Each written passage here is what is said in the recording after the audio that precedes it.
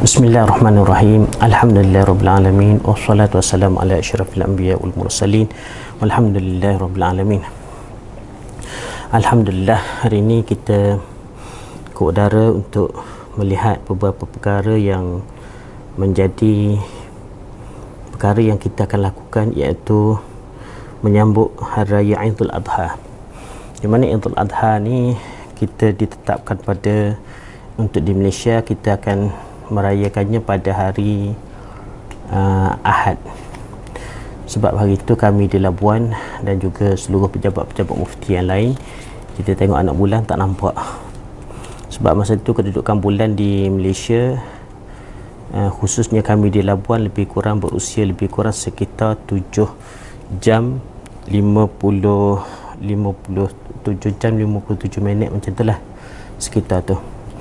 Jadi kebetulannya bertambah, dicampur lagi dengan awan yang tak berapa mengizinkan, awan yang berkabus pada ketika itu, maka kami tak nampak lah. Berbeza dengan masa kita merayakan Idul Fitri yang lalu pada hari raya puasa, di mana Labuan alhamdulillah dapat melihat. Sebab itu kita di Malaysia merayakannya Idul Fitri pada keesokan hari.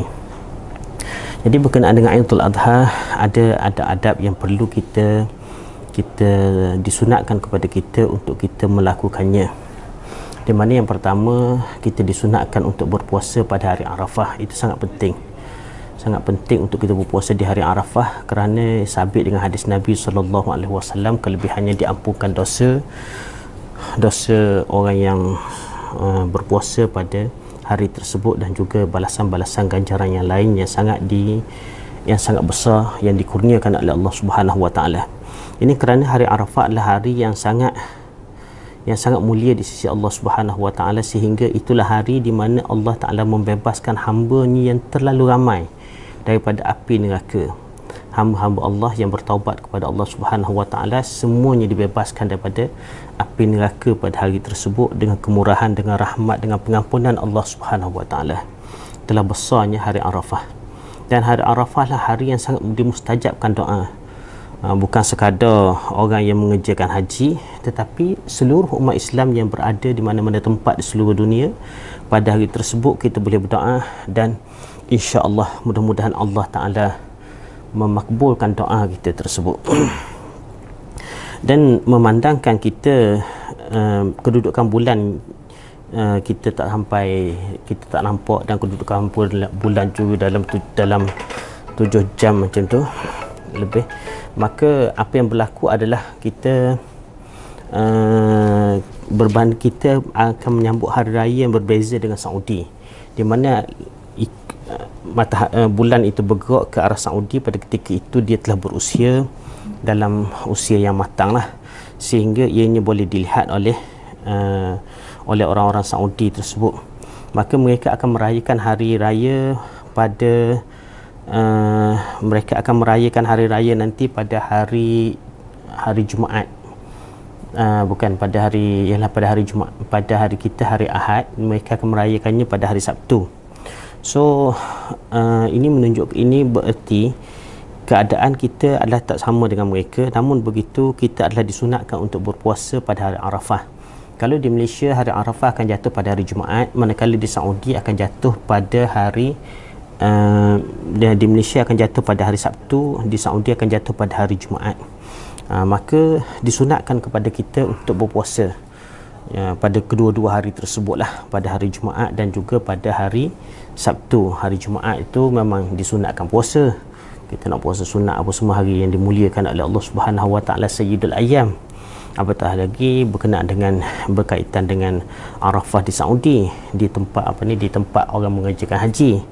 Jadi maknanya balasan tu, insya-Allah lah, kita mengharapkan balasan yang besar di sisi Allah Subhanahu wa taala.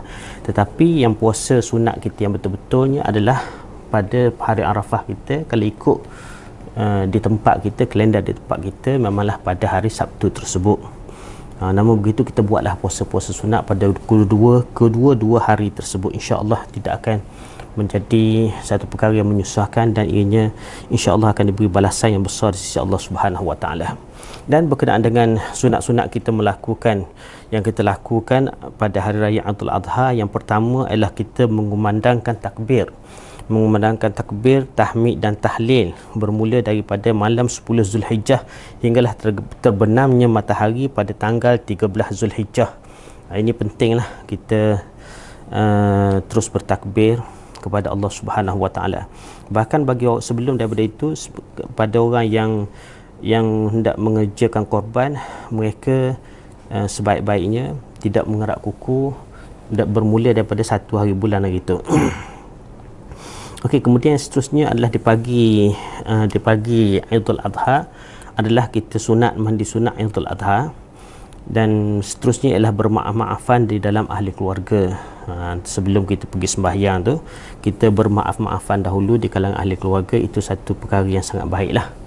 Apatah lagi bermaafan sama manusia pun dipuji oleh Allah Subhanahu Wa Taala, apatah lagi bermaafan di sesama ahli keluarga. Dan sunat untuk kita tidak menjamuh makanan atau minuman sehinggalah selesai menunaikan solat Idul Adha. Yang ketiga, keluar menuju dan yang seterusnya adalah keluar menuju ke masjid dengan satu jalan, dan bila kita pulang kita menggunakan jalan yang lain. Dan lebih afdal lah kalau kita di kampung tu kita pergi ke masjid beramai-ramai dengan berjalan kaki sambil-sambil kita memuji Allah Subhanahu Wa Taala atau berzikir dan sebagainya. Kemudian kita saling, bila dah selesai sembahyang, kita baliklah melalui jalan yang lain. Dan disunatkan kepada kita untuk memakai pakaian yang baru, kerana Nabi SAW juga melakukan perkara yang demikian, dan Nabi juga menyarankan kepada umat Islam supaya bergembira dengan memakai pakaian yang baru pada hari tersebut. Dan seterusnya adalah bagi wanita-wanita yang uzur, yang tak dapat menunaikan sembahyang, maka mereka juga disunatkan untuk pergi menyaksikan sembahyang hari raya. Ini apatah lagi kalau sekiranya dilakukan sembahyang hari raya itu dilakukan di padang yang terbuka, supaya maknanya kita sama-sama beramai-ramai untuk mengembirakan pada hari tersebut, di mana bila selepas sembahyang kita boleh berjumpa semua orang. Maknanya kalau boleh tak adalah orang yang tak dapat hadir di dalam perhimpunan besar untuk kita sama-sama bergembira menyambut hari raya yang dikurniakan oleh Allah Subhanahu Wa Taala kepada kita umat Islam. Di mana perayaan Idul Adha ini dari segi hukum dia adalah lebih besar daripada perayaan Idul Fitri. Tapi tempat kita mungkin keadaan terbaliklah. Kita biasanya lebih utama menyambut hari raya puasa. Sebab kita berpuasa, kita rasa susah berpuasa, penat berpuasa, maka kita pun raya hari raya kita 30 hari juga selepas puasa. Itu menjadi tradisi lah. Tak apalah, itu tradisi di tempat kita. Tetapi dari segi pandangan Islam, hari raya Idul Adha lebih utama daripada hari raya Idul Fitri. Sebab itulah hari raya Idul Adha disambut sehari pada hari raya, dan kemudian terdapat hari-hari tasyrik selepas daripada itu, di mana kita masih bertakbir kepada Allah Subhanahu Wa Taala. Jadi keadaan ini adalah sangat berbezalah, menunjukkan bahawa hari raya Idul Adha itu lebih panjang dan lebih besar di sisi Allah Subhanahu Wa Taala berbanding dengan hari raya puasa yang hanya dalam tempoh 24 jam sahaja. Jadi kita ambillah peluang, selain daripada kita bergembira, kita mengambil peluang yang ada untuk kita menghubung silaturahim di kalangan ahli keluarga kita secara khususnya. Apatah lagi ganjaran yang dinyatakan oleh Allah Subhanahu Wa Taala, yang dinyatakan oleh Rasulullah terbanyak kepada orang yang melakukan silaturahim. Dan seterusnya, silaturahim ni maksudnya adalah menyambung hubungan kekeluargaan di kalangan adik-beradik. Itu maksud silaturahim. Sebab itu dia ambil daripada perkataan rahim. Rahim itu maksudnya adalah daripada rahim ibu yang sama. Maknanya itu sangat-sangat diutamakan. Yang daripada rahim ibu yang sama, adik-beradik kita lah maksudnya. Adik-beradik kita kan. Jadi adik-beradik kita ni kita kena utamakan lebih daripada orang lain. Selain daripada kedua ibu bapa kita, yang paling utama adalah adik-beradik kita lah.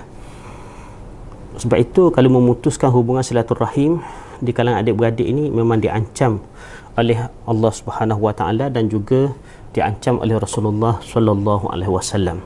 Bahkan diberi banyak hadis-hadis yang mana Allah Nabi menyatakan bahawa balasan yang besar diberi kepada orang yang menghubungkan silaturahim. Sebab itu kita kena sentiasa baiklah dengan adik-beradik kita, sebab kita dan adik-beradik sahajalah yang berkongsi rahim yang sama, rahim ibu yang sama. Jadi itulah yang dapat Ustaz sampaikan. Mudah-mudahan kita buat yang terbaik pada hari raya ini. Gunakan peluang untuk kalau orang datang daripada jauh, mungkin itulah peluang untuk berziarah kepada pusara ibu bapa mereka. Kalau sekiranya ibu bapa mereka masih ada, gunakan peluang ini untuk lakukan yang terbaik untuk kepada mereka berdua, kerana mereka berdua ni orang yang masih ada, ibu dan ayah. Kalau mereka meninggalkan mereka, kedua ibu bapa ni memang sangat-sangat rugilah. Sebab disebut dalam hadis Nabi sallallahu alaihi wasallam, Nabi kata kalau orang tu, maknanya di antara, kalau orang tu diberi ada padanya kedua ibu bapanya lalu dia mensia-siakan, maka dia sangat rugi. Maknanya dia sangat rugi sebab dia telah menyia-siakan peluang yang diberi oleh Allah Subhanahu wa taala, peluang syurga yang telah disediakan oleh Allah Subhanahu wa taala kepada orang yang menjaga dengan baik kedua ibu bapanya sehingga mereka meninggal. Jadi mudah-mudahan kita buat yang terbaik dalam kehidupan kita, apatah lagi dalam Idul Adha, dan kau boleh kita buat perubahan dalam diri kita sehinggalah kepada masa-masa yang mendatang. Jadi itulah yang dapat saya sampaikan. Mudah-mudahan beri kebaikan kepada kita di dunia dan di akhirat. Wassalamualaikum warahmatullahi taala wabarakatuh.